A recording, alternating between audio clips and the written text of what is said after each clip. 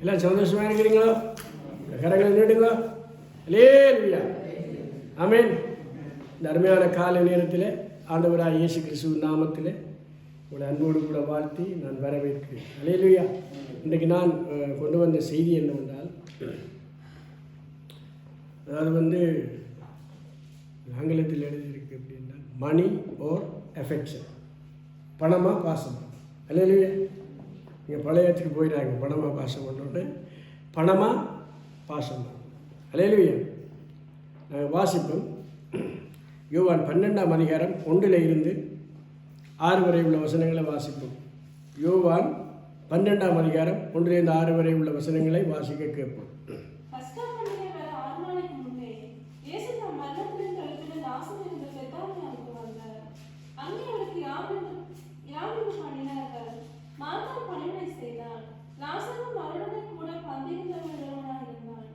அப்பொழுது மரியாள் வேறு பெற்ற கலங்கமில்லாத நலவம் என்னும் தைலத்தில் ஒரு ராத்தல் கொண்டு வந்து அதை இயேசுவின் பாதங்களில் பூசி தன் தலைமையில் அவருடைய பாதங்களை துடைத்தாள். அந்த வீடு முழுவதும் தைலத்தின் பரிமளத்தினால் நிறைந்திருந்தது. அப்பொழுது அவருடைய சீசரில் ஒருவனும் அவரை காட்டிக் கொடுக்க போவனுமாய சீமோனுடைய குமாரனாகிய யூதாஸ் கரியோத்து, இந்த தைலத்தை 300 பணத்திற்கு விற்று தரித்திரருக்கு கொடாமல் போனதென்ன என்றான். அவன் தரித்திரத்தை குறித்து கவலைப்பட்டு இப்படி சொன்னாமல், அவன் திருடனானபடியினாலும் பணப்பையை வைத்துக் கொண்டு அதிலே போடப்பட்டதை சுமக்கிறவன் ஆனபடியினாலும் இப்படி சொன்னான். ஆமென். இயேசு கிறிஸ்து பெத்தானியா என்ற கிராமத்துக்கு வந்த பொழுது அங்கே 3 பேர் இருந்தாங்க. மாத்தாள், மரியாள், லாசரு. மாத்தாள் இயேசுவை தன்னுடைய வீட்டுக்கு ஏற்றுக்கொண்டால் ஒரு வனாந்திரத்தில் அந்த பிரயாணம் செய்து வருகிறார். அங்கு ஒரு இளைப்பாறுகிறார். அப்போ மரியாள் என்ன செய்கிறால், போய் தேவனுடைய பாதத்தில் இருந்து அவர் ஓயாமல் முத்தம் செய்து கொண்டிருந்தார். அப்போ மாத்தாள் சொல்கிறார், ஆண்டவரே, என்னோட சகோதரி பாரும், நான் வேலை செய்கிறது எனக்கு உதவி செய்யலை. ஆண்டவர் சொல்கிறார், மாத்தாளே மாத்தாளே, நீ அநேக காரியங்களை குறித்து கவலைப்படுகிறாள். ஆனால் மரியாளோ தன்னை விட்டு எடுபடாத பங்கை தெரிந்து கொண்டார். அல்லேலூயா. அப்போ இன்றைக்கு என்னத்தை நாங்கள் பார்க்க போகிறோம்னா, இயேசு கிறிஸ்து அந்த பட்டணத்துக்கு வருகிறார்.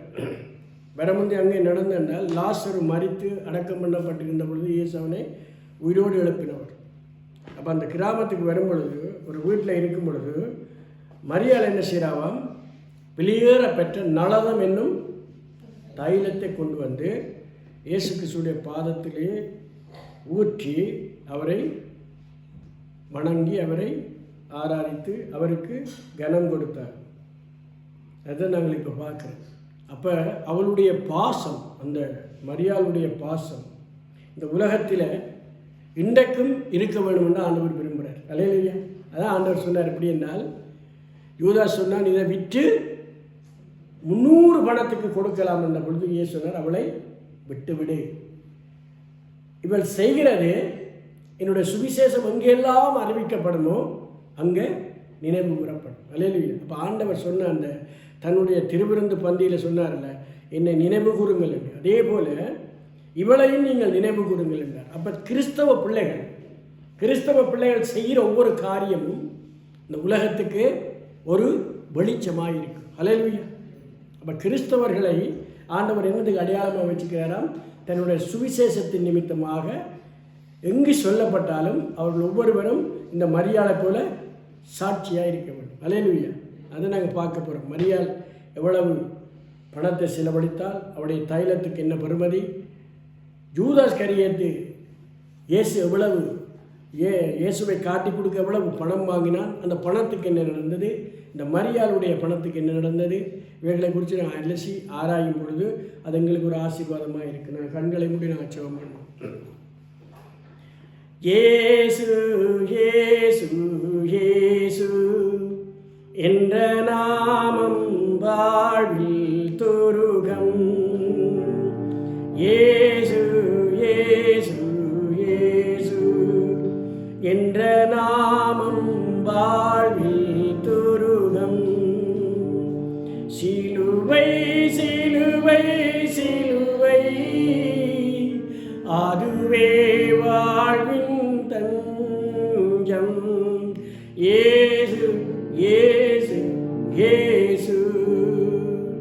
வானிலும் பூமியிலும் அதிகாரமுள்ள நாமம், வானாதிவாரங்களும் கொள்ள முடியாத நாமமது.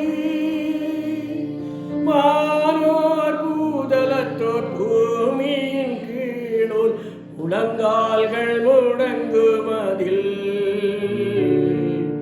இயேசு இயேசு இயேசு என்ற நாமம் வாழ்வில் துருகம். ஆண்டவரே, வானத்திலும் பூமியிலும் அதிகாரம் உள்ளவரே, வானோர் பூதலத்தோர் பூமியின் கீழாரோருடைய முழங்கால் யாவும் முடங்குகிற வல்லமையுள்ள தேவனே, நாங்கள் பலவீனர்களும் நாங்கள் நோயாளிகளும் நாங்கள் பாவிகளுமாய் இருந்த பொழுது எங்களை அழைத்து எங்களை ரட்சித்த தேவனே, இந்த அருமையான காலை நேரத்திலே நாங்கள் இந்த இடத்தில் கூடியிருக்கும் பொழுது உடைய கிருபை இறங்கி வரும்படியாக செபிக்கிறோம். உடைய பிரசன்னம் எங்களை நிரப்பும்படியாக செபிக்கிறோம். எங்களுடைய மாமிச எண்ணங்கள் ஆண்டவரை மறைந்து ஆண்டவரை ஆவியின் எண்ணங்கள் எங்களுக்குள்ள கடந்து வரும்படியாக செபிக்கிறோம். நாங்கள் வார்த்தைகளை தியானிக்கும் பொழுது ஐயா, கடந்த காலத்தை நாங்கள் நினைக்கும் பொழுது ஐயா, நீர் செய்த நன்மைகளையும் ஆண்டவரே, நீர் எங்களுக்கு செய்து கொண்டிருக்கிற நன்மைகளையும் நாங்கள் பெற்றுக்கொண்ட எல்லா நன்மைகளுக்காக உமக்கு நாங்கள் நன்றி செலுத்துகிறோம். உண்மை அப்பா என்று அழைக்கவும், உண்மை அம்மா என்று அழைக்கவும் எங்களுக்கு உரிமை கொடுத்தபடியால் உமக்கு நன்றி செலுத்துகிறோம். இயேசுவின் நாமத்திலேயே நாங்கள் எங்களை ஒப்புக் கொடுக்கிறோம். இதை பார்க்கிறவர்களை ஒப்புக் கொடுக்கிறோம். உடைய திருச்சபையை ஒப்புக் கொடுக்கிறோம். ஒவ்வொரு சரீரத்திலும் தேவனுடைய வல்லமை இறங்கி வரும்படியாக நாங்கள் செபிக்கிறோம்.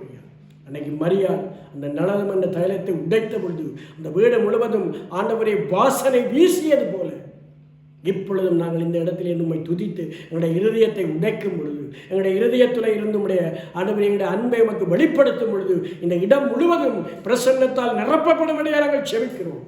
இயேசுவின் நாமத்தில் பிதாவே, ஆமென்.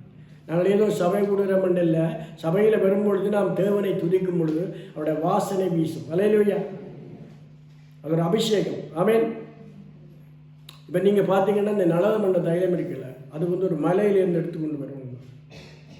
அந்த மலையிலேருந்து எடுத்துக்கொண்டு வரும்போது செடி இருக்கும், ஒரு செடி. அந்த செடியில் ஒரு பிசின் இருக்குது. நீங்கள் கேள்விப்பட்டு அல்பாம் பிசின் என்று, அப்படி போல் இது ஒரு பிசின். அந்த காலத்தில் இது சரியான விலை. ஒரு வருஷ சம்பளம் 365 நாளில் 52 வாரங்களில் கொடுக்கப்படுகிற சம்பளம். என்ன 365 நாளில் 365 நாளில் 52 வாரங்கள் இருக்குது. அதில் கொடுக்கப்படுகிற சாட்டர்டே சண்டே கழித்து, அந்த நாட்களில் வேறு நாட்கள் இருந்தது, அந்த நாட்களை கழித்து சம்பளம், ஒரு வருஷ சம்பளம் கொடுப்பீங்களோ, குடும்பமோ ஒரு வருஷ சம்பளம். அது வந்த காலத்தில். அப்போ இவள் இயேசுவை கண்ணோடு என்ன செய்யலாம், அந்த தைலத்தை உடைக்கிறான். உடைச்சோடனே அந்த தைலம் என்ன செய்யலாம், வாசனை வீசும். ஆங்கிலத்தில் இதுக்கு 4 பேர் இருக்கு. ஆரோமா,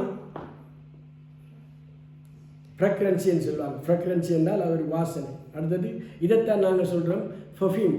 என்ன சொல்கிறோம், பர்ஃப்யூம். இன்சென்ட்னு சொல்லுவாங்க. இன்சென்ட் என்றால் சாம்பிராணின்னு சொல்லுவாங்க, புகை.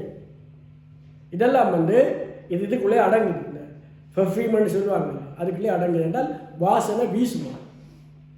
அப்போ அந்த செடியில் அந்த இடத்துக்கு நீங்கள் போனீங்கன்னா அங்கே ஒரு வாசனை வீசிக்கொண்டே இருக்குமா. அந்த மலையில், அந்த மலையில் வீசுகிற வாசனை எங்கே வீசுதாம், ஒரு வீட்டுக்குள்ளே இயேசுவினுடைய பாதத்தில் அது வீசும். அல்லேலூயா. அப்போ ஒவ்வொரு விசுவாசியும் தேவனை ஆராதிக்கும் பொழுது, தேவனை துதிக்கும் பொழுது, நீங்கள் எப்படி ஆராதித்தாலும் பரவாயில்ல, கத்தினாலும் பரவாயில்ல, குளர்னாலும் பரவாயில்ல, உங்களுடைய ஆராதனை எப்படி இருக்கணுமா, உள்ளத்தில் இருந்து வரணும். அல்லேலூயா. அப்போ மரியாள் சுத்த இருதயம், நல்ல மனச்சாட்சி, மாயமற்ற விசுவாசத்தில் பிறக்கும் அன்பில் ஆண்டவருக்கு அதை செய்தார். என்னென்னவா, சுத்த இருதயம், பியூர் காட். அல்லேலூயா.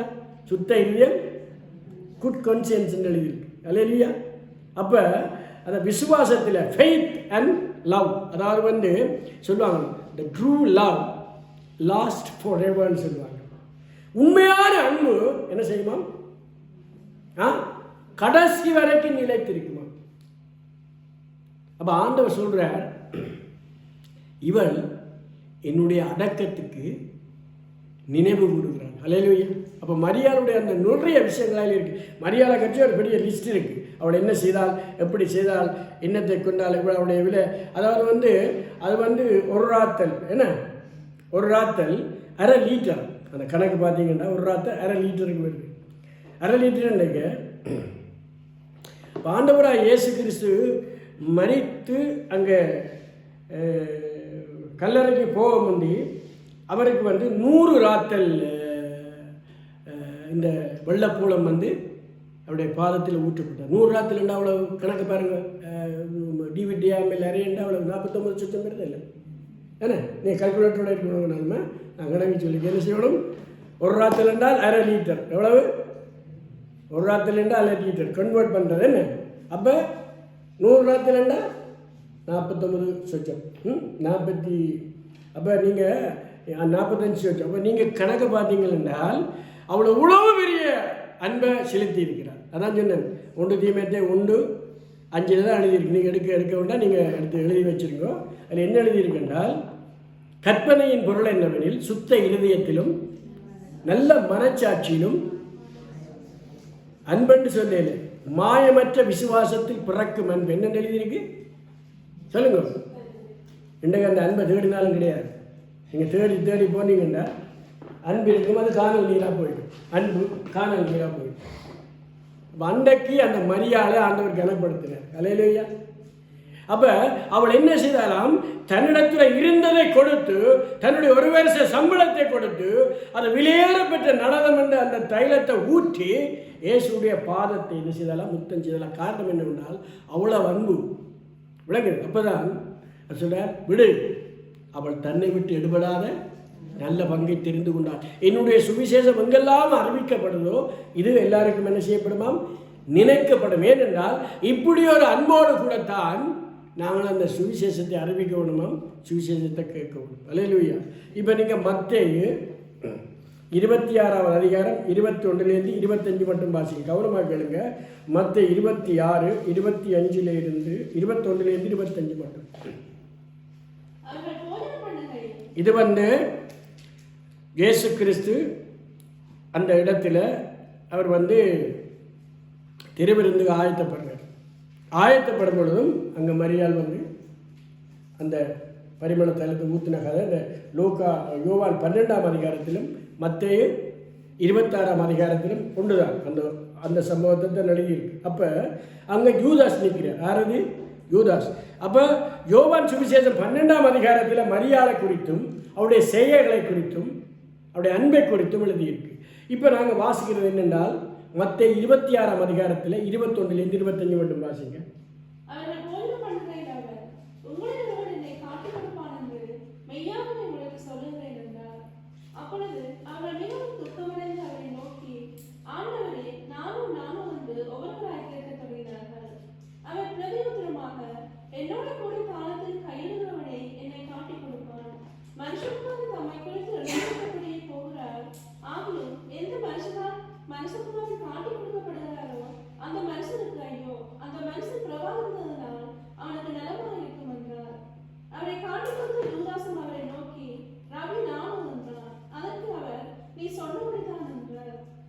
இதில் என்னென்ன பார்க்குறோம் என்றால், மரியாள் அந்த தைலத்தை ஊற்றின பொழுது அங்கே உடனடியாக ரிஜெக்ட் பண்ண யார் தெரியுமா?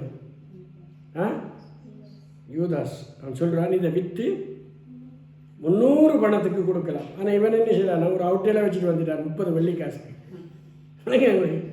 ஏற்கனவே போய் ஆசிரியரோட அவுட்டையில் ஒன்று வச்சாச்சு. விளங்குது, வச்சுட்டு இங்கே வந்திருக்கிறேன். அப்போ ஆண்டவர் அவனுக்கு 4 சான்ஸ் கொடுத்தேன். ஒரு சான்ஸ் என்ன கொடுக்குறாரு என்றால், இங்கே ஒருவன் என்ன காட்டி கொடுக்கப்படுறான். அதான் 21வது வசனம். என்ன வாசிங்க.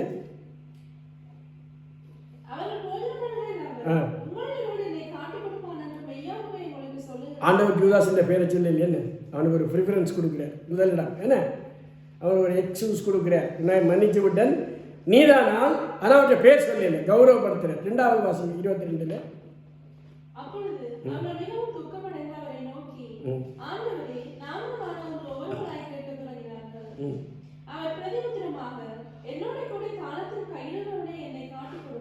தாளத்தன்னா இன்றைக்கு திருவிருந்தில் சாப்பிட்றதுல ஒரு தான் காட்டி கொடுப்பார். அப்போ யூதாஸ் என்ற பேரை அவர் சொல்லல. 3வது வாசகம் 23. 24 வாசிங்க. மனுஷகுமாரன் தம்மை குறித்து எழுதியிருக்கிறபடியே போகிறார். ஆகிலும் எந்த மனுஷனால் மனுஷகுமாரன் காட்டிக் கொடுக்கப்படுகிறாரோ அந்த மனுஷனுக்கு ஐயோ. இப்பவும் யூதாசுடைய பேரை சொல்லல என்ன விளங்குது. நாங்கள் என்ன சொல்லியிருப்போம், எங்களை உள்ளதுலேருந்து நல்ல கிளியல் கொடுத்துருப்போம். நீதாண்டா இந்த பேர் அங்கே இருக்கிறவனுக்கு எல்லாம் சொல்லி அவமானப்படுத்தி ஆண்டவர் என்ன செய்தாராம், இங்கே ஒரு ஆள் அதுக்கு சொல்லி போட்டு எச்சரிக்கிறார். என்னென்றால் அவன் பிறவாது இருந்தால் நல்லதான் என்னவா. அப்போ ஒரு எச்சரிப்பை கொடுக்க ஒரு குழு கொடுக்குறார். நீ செய்கிறது உனக்கு நல்லதில்லை, நீ அப்படி செய்தா ஒருவன் பிறவா இருந்தால் அப்படி இருக்கு ஒன்றுமில்லை முண்டம் மாதிரி இருப்ப. ஏன்னா உனக்கு ஐயோ அதையும் சொல்லியாச்சு. இப்போ கடைசி 24 25 மாதங்க 2 24 25 மாதங்க. அந்த மனுஷனுக்கு ஐயோ, அந்த மனுஷன் பிரவாகம் உள்ளவனானா அவனுக்கு நலமா இருக்கும் என்றார். அவரை காட்டிக் கொடுத்த யூதாசும் அவரை நோக்கி ரபி நான் என்றான். இப்போ இவர் ஒரு குழு கொடுக்குறார்.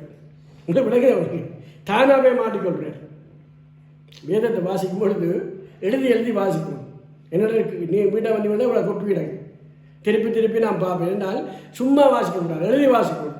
வாசிக்க அங்கே என்ன இவராகவே மாட்டிக்கொள்கிறார். என்ன சொல்கிறாரு? கேட்டு வராங்க ஆண்டவர் கேட்க இல்லை. இவர் என்ன சொல்கிறேன், போய் மாட்டுன்னு நான் சொல்கிறேன். நீ சொன்னபடிதான் ஆண்டவர் சொல்லிட்டார். விளங்கிட்டு அப்பாவும் என்ன செய்கிறார், ஆண்டவர் இவரை கௌரவப்படுத்துகிறார். எல்லாரும் கூப்பிட்டு எல்லாரும் வாங்க எல்லாரும் யூதாஸ் என்ன காட்டி கொடுக்க போகிறான், தொங்க போகிறான்னு எல்லாம் சொல்லேன். அப்போ ஆண்டவர் ஒவ்வொருவருக்கும் ஒரு மன்னிப்பையும் ஒரு சந்தர்ப்பத்தையும் கொடுத்து வந்துருக்கிறார். அல்லேலூயா. அதே போல் யூதாஸ் என்ன செய்தார், நான் உணவு வலிக்கிட்டு போய் வேதம் சொல்லுது, மரியாள் இயேசுவை ஏற்றுக்கொள்ள முத்தம் செய்தார். என்ன முத்தத்தினாலே ஏற்றுக்கொண்டாலும் யூதாஸ் கரியது என்ன செய்தானாம்,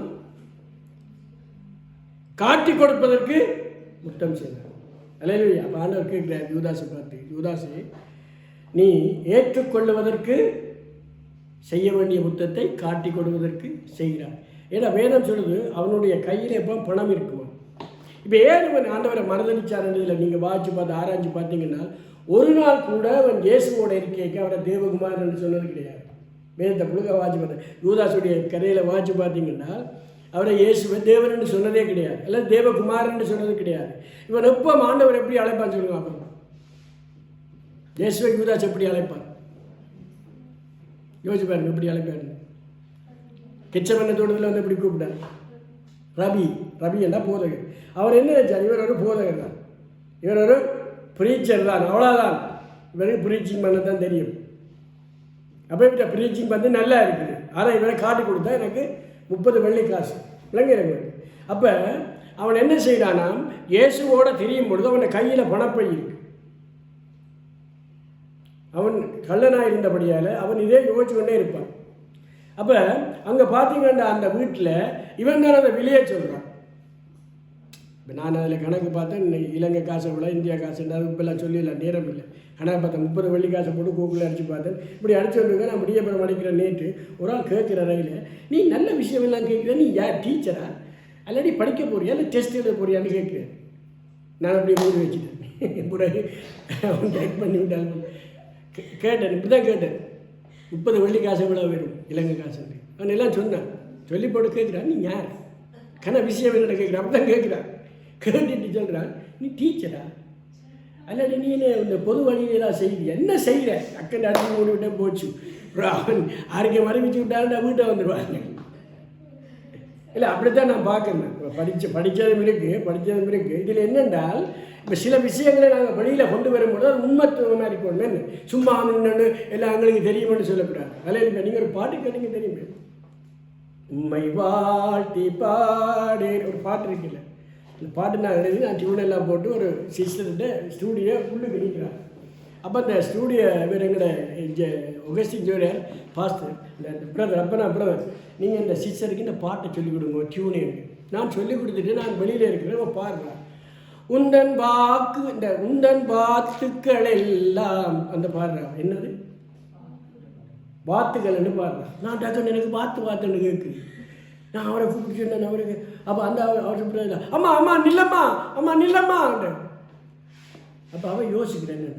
அவன் வெளியில் வர, அம்மா இது வாத்து இல்லைம்மா வாக்கு சொல்லுங்க. உந்தன் வாக்குகளெல்லாம் அமுதமலை நீர் காட்டிய பாதைகள் ஜீவ வழி. அப்போ என்னன்னு சொன்னால் இந்த இந்த இந்த உலகத்தில் அதை உணர்றா இல்லை, விளங்குறது. அப்படி கன பாட்டுகள் இல்லைங்க. நாங்கள் எழுதின பாட்டுகள் சில பிள்ளையா பாடுவாங்க. இறைவா இயேசுன்ற ஒரு பாட்டு அம்மா பாடிக்கொண்டு கேட்க அந்த ஸ்டூடியோக்காரர் அந்த டைரக்ஷன் அம்மா நீ பாட்டு மாட்டின்னு போய் பாடுறாங்க. ஏன்னா சில பேருக்கு தமிழ் கஷ்டம் உண்டு, அழுக்குண்டுவாங்க, அழகுக்கு அழுக்குண்டுவாங்க. ஏன்னா அவங்க இங்கிலீஷில் பேசுகிறதால அவங்க கண்ணீரை சொல்லிக் கொடுக்க வேண்டியது. அப்போ ஒரு விஷயத்தை நீங்கள் படிக்கும் பொழுது புரிஞ்சு கொண்டால்தான் அதில் நிலைத்திருக்கலாம். இன்றைக்கு ஏன் மக்கள் பின்மாற்றம் அடைகிறார்கள்? ஒரு ஒரு ஒரு விஷயத்தை கேட்டுட்டு வேறு ஒன்றை சொல்லிக் கொண்டு போயிடுவாங்க. இந்த மாத்தாள் மரியாளுடைய காரியத்தை அநேக தப்பாக சொல்லிக் கொடுக்குறாங்க. இதை விட லூக்கா 37ஆம் அதிகாரம் 30 இருக்கிற அது 39ஆம் வசனத்தில் அங்கே ஒரு பெண் இருக்கிறார். அதே மாதிரி அவள் ஒரு வீட்டை நின்று இயேசுவுக்கு பரணி என்ற தைலத்தை ஊற்றி அவருடைய தலைமையிலால் கழுவி அப்படியெல்லாம் இருக்குது. இல்லை, ரெண்டாத்தையும் உண்டாச்சு இருக்கிறாங்க. இது வேறு அது வேறு. அல்லேலூயா. அப்போ என்னென்றால் நாங்கள் ஒரு விஷயத்தை படிக்கும் பொழுது கற்க கசடர கற்பவை கற்றவின் நிற்க அதற்கு தக. அல்லேலூயா. அப்போ ஒரு விஷயத்தை நாங்கள் பெருச கணக்கு தேவை. இந்த வசனத்தையெல்லாம் நீங்கள் அந்த அந்த பந்தியை திருப்பி திருப்பி வாசிங்க. அப்போ தான் அது புரியும் உங்களுக்கு. அல்லேலூயா. என்ன செய்யணுமா? திருப்பி திருப்பி வாசிச்சா தான் புரியும். மேலோட்டமாக வாசி போட்டு விடாது. ஆனால் திருப்பி திருப்பி வாசிக்கணும். அப்போ தான் எங்களுக்கு விளங்கும். இப்போ இந்த பணத்தை குறித்து ஒரு சின்ன ஒரு விளக்கம் என்னென்னால், இந்த பாசம் இருக்குல்ல, இந்த பாசம் ஆண்டவருடைய காலத்திலே உருவாச்சு. அது ஆண்டவருக்குள்ளே இருந்த பாசம் விளங்குது உங்களுக்கு. பாசம் எப்படிப்பட்ட பாசமா? அது உள்ளாயிருக்கு, உள்ளுக்கு இருக்கிற பாசம், இன்வென்ட்லி. ஓகே. ஆனால் பணம் வெளியில் இருக்கு. இயேசு கிறிஸ்து பிறக்கிறதற்கு முதல் பல ஆண்டுகளுக்கு முன்பு வெந்தயம், சீரகம் இவைகளெல்லாம் தசோபாகம் கொடுத்த காலம் இருக்கு. சரியா? ஆனால் துருக்கி இருக்குது, அன்றைய துருக்கி. அங்கே லிடியா என்ற ஒரு பட்டணம் இருக்குது. இன்றைக்கு அனைவருக்கு லிடியான்னு வச்சு என்ன வச்சான்னு தெரியாது. அனைவர் பார்த்தீங்கன்னா என்ன பேருன்னு கேட்டால் வேகித டூண்டா லிடியாண்டுவாங்க. ஆனால் அது லிடியாண்டா கிறிஸ்தவத்தில் இல்லை. அது ஒரு துருக்கி பேர், அந்த பட்டணத்தின் பேர். அங்கே தான் முதல் இந்த நாணயம் அடிக்கப்பட்டது. என்னது? கிறிஸ்துவுக்கு முன் 670. நீங்கள் கூகுளில் அடித்து பார்த்தாலும் தெரியும். அல்லேலூயா. அங்கே முதல் அடிக்கப்பட்டது. என்னதில் அடித்தது? பவுன், வெள்ளி, வெண்கலத்தில் அடிக்கப்பட்டது. அவங்களோட ராஜாக்களுடைய சீல் அடிச்சு. சைனாக்காரன் என்ன செய்துவிட்டான்? கிறிஸ்துக்கு பின் 10ஆவது நூற்றாண்டில் காகிதத்தை அடிச்சு விட்டான். விளங்குது? அடித்தோடனே இங்கே கவனிச்சுக்கொள்ளுங்க எல்லாரும். இந்த காசு பெறுமதி இல்லை என்று ஆண்டவர் சொல்கிறார் யூதாசுக்கு. என்ன? இந்த காசு பெறுமதி இல்லை, இது ரிஜெக்ட் பண்ணப்பட போகுது, நீ வேண்ட காசு உனக்கே கிடைக்காது என்று சொல்ல பொழுது அவன் என்ன செய்தான்? அப்படி இல்லைன்னு போய் அதை வாங்கி குயவனுடைய நிலத்தில் புறஜாதியார்களுக்கு அடக்கம் பண்ணுறதுக்கான அந்த நிலத்தை வேண்டி அந்த காசை கொண்டு உண்டியலை கூட போடல. 30 வெள்ளி காசு. அவன் தொங்கி குடல் சரிந்து விழுந்து செத்தான் என்று எழுதி. அதே ஒரு ஆரோன் எழுதுது விளங்காமல், அதை வாசிக்காமல் எப்படி எழுதுனால், யூதாஸ் கரியத்துக்கு அவர் தொங்கினார், எப்படி குடல் வலிக்கும், விழுந்தா குடல் வலிக்கின்றார். உங்களுக்கு தெரியுமா? இப்போ விடுதன் தொங்கேக்க இந்த இவ்விடத்தில் பிடிக்கிற முடிச்சிருக்கில்ல, முடிச்சு போனோன்னா நாக்கு வழியில் விடுவான். இவன் என்ன செய்தான்? தரக்கப்பட்டு கீழே விழுந்திருக்கலாம். அவன் குடல் வலிக்கின்றார், எங்கேயோ தரப்பட்டு. அப்போ அதை பார்த்து தான் அவங்க எழுதி வச்சுக்காங்க. அது நடந்த சம்பவத்தை முழுக்க எழுத இல்லாது குறிப்பிட்ட கொஞ்சம் எழுதிக்காங்க. அப்போ சில பேர் என்ன செய்யறா? கூப்பிட்டாத பிள்ளையா சொல்லி மக்களை ஆண்டவரை பற்றி திருப்புறது. இவன் என்ன செய்கிறான்? ஆண்டவருக்கு ஊழியம் செய்கிற பெண்ணை தடுக்கிறான். நீ கொடுக்காதீங்க. இன்றைக்கு இணையர் அப்படித்தான். ஆண்டவர்கிட்ட நீங்கள் போகாது. ஏன்னா போனால் நீங்கள் ஆசீர்வதிக்கப்பட்டுவீர்கள், நீங்கள் சமாதானம் பெற்றுடுவீர்கள், விடுதலை ஆகிடுவீர்கள், உங்களோட குணம் மாறிடும். தடுக்கிறதா? அப்போ அன்றைக்கு யூதாசும் இதைத்தான் செய்யணும். ஆண்டவர் சொன்னார், உன்னுடைய பணமும் உன்னுடைய காட்டி கொடுத்தலும் உன்னோட உயிரை கொண்டு போவது, நீ நித்தியத்தை இழக்க போகிற. மரியாள் தன்னை விட்டு எடுபடாத பங்கை தெரிந்து கொண்டால் நீ என்ன செய்கிற?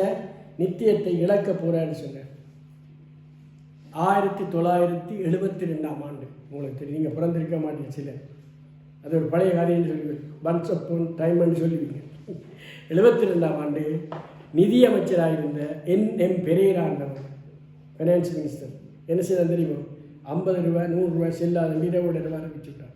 72ஆம் ஆண்டு. அன்றைக்கு 50 ரூபாய் 100 ரூபாய் தான் இலங்கையில் அது பெரிய காசு. எப்படி இருக்கும்? 2016ஆம் ஆண்டு 8ஆம் தேதி செப்டம்பர் மாதம் மோடி அறிவிச்சு விட்டார். என்னண்டு 500 ரூபாய் செல்லாது. ஏன்னா இப்போ நான் என்ன சொன்னேன், சொன்ன ஜூதாஸுக்கு இது செல்லாதுண்டு. போன வருஷம் 25ஆம் ஆண்டு 31ஆம் தேதி மே மாதத்தோடு என்ன செல்லாது போச்சு. இந்தியா சொல்லுவாங்க நக்கிட்டு போட்டு சொல்லுவாங்க. நக்கிட்டு போட்டதுன்னு என்ன, இப்படி ஒரு பொருளை வச்சா அப்படியே உறிஞ்சி குடிச்சிடும். அது கதைக்கு அவங்கள அப்படி தான் சொல்லுவாங்க. போச்சுது என்ன போச்சுது 1972ஆம் ஆண்டு நீங்கள் பிறந்திருக்க மாட்டீங்க. எனக்கு 12 வயசு, நான் இப்போ கிழவன், அப்போ முந்தி சின்னவன்.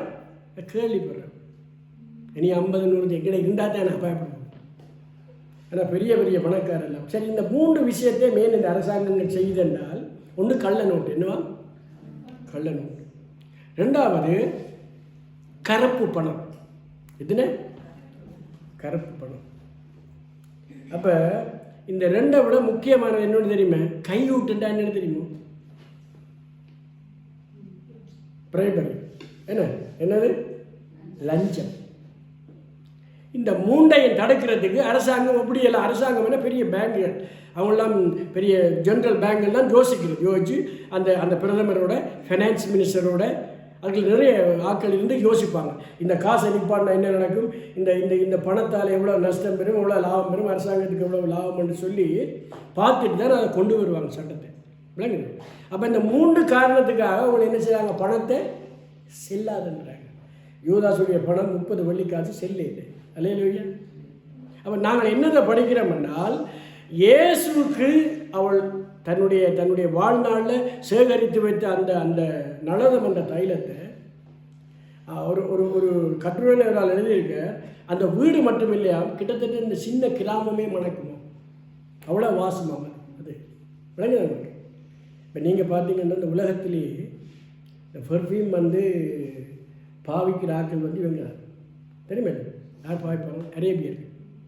ஏன்னா அங்கே தான் அந்த இதற்கு இலவங்கப்பட்டை இருக்குது, கருவாய் இருக்குது, எல்லாம் இருக்குது, நளதம் இருக்குது, குங்குலியம் இருக்குது, சாம்பிராணி இதுக்கெல்லாம் போட்டு செய்கிற ஒரு ஒரு ஒரு பெர்ஃப்யூம் 25 லட்சம் 30 லட்சத்தையும் இருக்குது.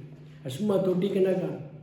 அப்போ அந்த இயேசு வாழ்ந்த காலங்களில், இயேசு இருந்த காலங்களில் இந்த பொருட்கள் எல்லாம் அவ்வளவு விலையாயிருந்தது. அப்படி விலையாயிருந்தும் மரியாளெல்லாம் ஒரு சாதாரண குடும்பத்தை சேர்ந்தவள் தான். அல்லேலூயா.